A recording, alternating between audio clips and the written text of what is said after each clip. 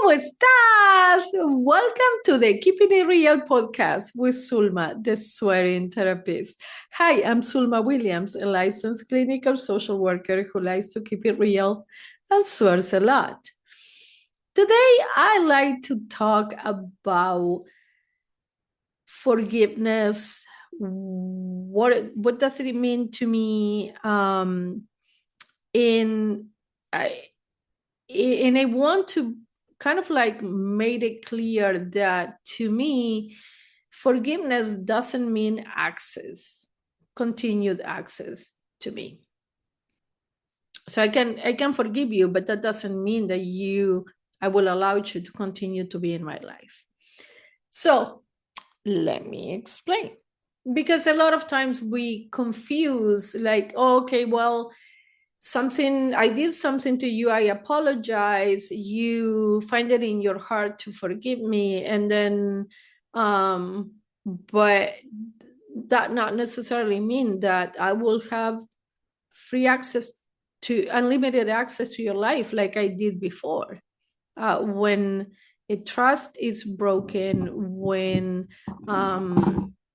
you hurt me so bad that is kind of like yeah, I forgive you because I don't want to be carrying that weight. But that doesn't mean that, oh, okay, well, yeah, that's fine. We all make mistakes, fucking continue to fuck me over. So I would like to give a couple of different situations where I use this because we are always thinking about a romantic relationship or but this shit just doesn't happen. Betrayal just doesn't happen when somebody cheats on you. It can happen in a friendship situation. So many years ago, when I moved back to Argentina after my cancer diagnosis in 2012, I had reconnected with a guy from 20 years prior. And I was living with him. The relationship eventually didn't work out. But he fell out of love, but didn't have the balls to tell me that he fell out of love. And then every time that I confronted him, like, hey, like you're distant or whatever, or I'm feeling this. No, whatever.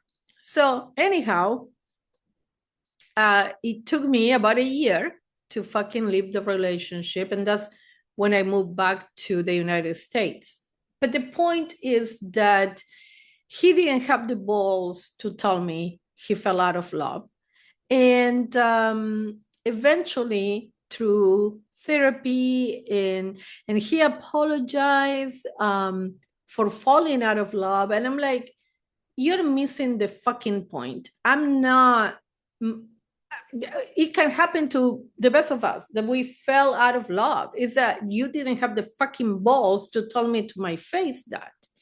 So eventually, I ended the relationship, and that is the thing that hurt me the most, because if he would have come to me and say, hey, I said this was what I wanted, but it's not, blah blah blah, whatever, but I ended the relationship looking back because he didn't have the balls to. But anyhow, so I work that in therapy for a long time. So we're talking 11 years ago, okay? Like I moved back to the United States in 2015. I work in therapy, the forgiveness, I work it with intuitive healers, like I cut the ties, blah, blah, blah. But this person, for at least 4 or 5 years after I moved back to the United States, after he got engaged and married to someone else, he still wanted access to me. He wanted us to be friends. I'm like, motherfucker, no.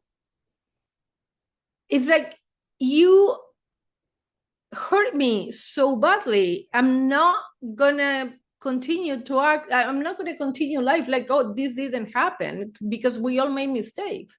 You fucked up, and that's fine. And I'm working on forgiving you for me, not for your ass. But that doesn't mean you're going to have access to me. And I'm still in contact with his family. Like, I love his sisters and his mom, and like, we are having this great relationship. And his nieces and nephew, like, it's like we are family. But he's just not a part. He doesn't have access to my life. So a lot of times we confuse, well, like, if you forgive me, why I cannot continue the relationship? Because one thing has nothing to do with the other. Another example, I had a friend in the United States. We were family. We honestly were family. And I felt so betrayed by her. And again, not for the situation, but for the way that how the situation was handled. And she was like, I don't want to lose your friendship because of this. Like, my kids are going to miss you. Like, I don't want you out of my children's life. Like, it's going to be devastating for them. And I honestly miss the children so much. But I work on forgiving her for the way that the situation was handled. But I didn't give her access to my life again, because the trust has been broken in such a manner that it's like, I don't fucking trust your ass. So the first time you fuck me up is your decision. The second time you fuck me up is mine, right? It's my responsibility, because I continue to give you access to me in allowing you to continue to hurt me. So there is this misconception about, oh, I forgive you, and then it's like we move forward. And in some cases, that is fine and possible. But in some cases, that is not possible, and it's okay. I guess I'm trying to differentiate these things, because it's like, oh, well, if you forgive me, then we can continue like nothing happened. Not necessarily. So when I forgive you, you fucked up, I forgive you. It's because I don't want to carry that weight in my heart. Because resentment is kind of like drinking poison and hoping the other person is going to die. Resentment, it's like it's only hurting you. These people who hurt you might not be even fucking thinking about the pain they caused. They might not care. They might not know how to do shit differently.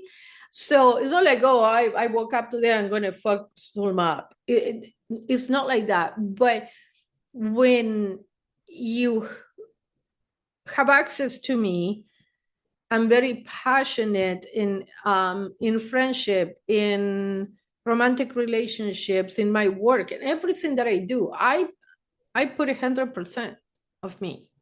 So when you break that trust and you break my heart, yeah, I'm going to repair my heart, but not sure if I'm going to fucking give it to you again. So if you have it in your heart to let go of that situation because of you, not because the other motherfucker deserves it, right? It's like what we do is a reflection of us. What other people do is a reflection of them. So you don't forgive because the other person deserves forgiveness. You forgive because you don't want to be carrying this burden, independently of if the other person deserves it or not. That's not the point. When you love somebody, although they're fucking assholes, you love somebody because you're a loving person. That's a reflection of you, not a reflection of the fucking asshole that you are loving. So you can forgive and give the person another chance. And I was going to say and you can forgive and not give the other person another chance. They are both options that are available to you. And you have to pick the one that best resonates with you and the situation and move forward with that. Can that change at a certain point? Maybe. For me, with my ex-partner, boyfriend at fucking 50, you're not girlfriend and boyfriend anymore. But anyhow, with that motherfucker, it hasn't changed in 11 years, and I don't think that it will. But with my girlfriend, ex-girlfriend, I don't know. I'm not longer living in the United States. So, I mean, I don't know if the situation will be different if I was there, but I do miss the kids. We were a fucking family.